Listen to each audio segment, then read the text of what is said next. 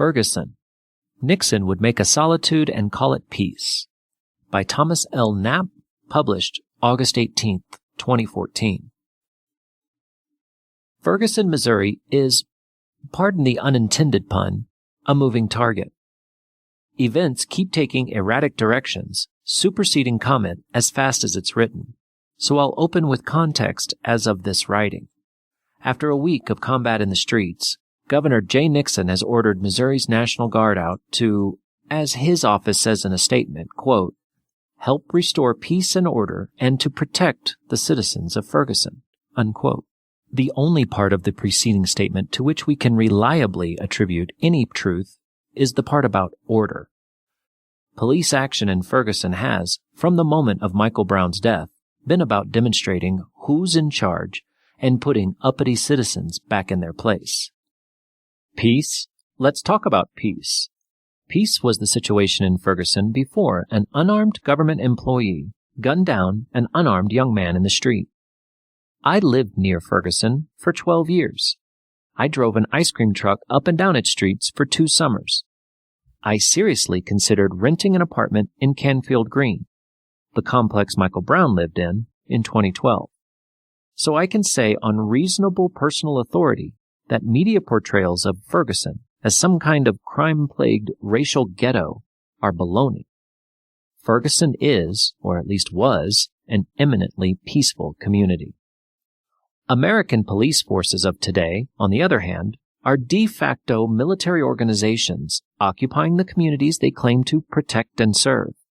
They are part and parcel of a political system which by its very nature evolves continuously towards complete control of everyone and everything, the exact opposite of anything having to do with peace. This happens to be especially true of the St. Louis County, Missouri Police Department. While democracy is clearly no panacea for the problem of emergent totalitarianism, at least an elected county sheriff must theoretically account to voters for his and his subordinates' actions. St. Louis County abandoned even that small nod to popular consent in 1955, replacing the sheriff-deputy system with an appointed police chief accountable only to bureaucrats whose main concern are maximizing government size and revenue while ensuring that the sheep dare not resist shearing. Based on years of personal observation, I can confidently state that in St. Louis County, the primary functions of the county police and most of the local departments are 1. Writing speeding tickets to motorists on the expressways, and 2. Harassing young black males in hopes of finding contraband, the code word for drugs, to justify police seizure of vehicle and other valuable property, a process referred to in high Orwellian English as asset forfeiture to reverse responsibility. Yes, I just played the race card.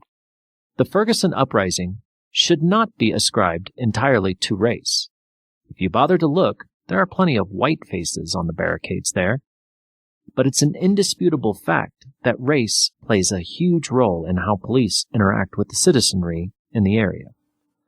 But just letting it be about race would be a grave mistake. It's about power, control, and the evolution of police over the last 2 centuries, from local night watchmen and constables, or peace officers, serving and protecting a consenting populace, into large, militarized, authoritarian organizations serving and protecting the state, or law enforcement. To let the uprising die in Ferguson as the National Guard moves in to suppress it, or to regard that suppression as peace, would likewise be a grave mistake.